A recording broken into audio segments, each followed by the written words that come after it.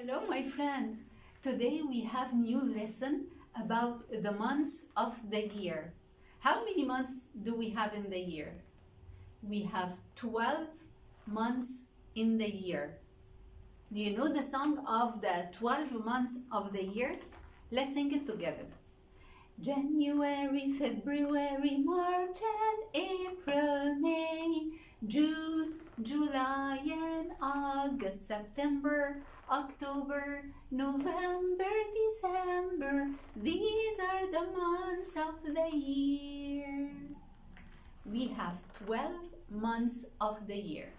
January, February, March, April, May, June, July, August, September, October, November, and December. 12 months of the year. Today's lesson is finished. See you next class. Bye.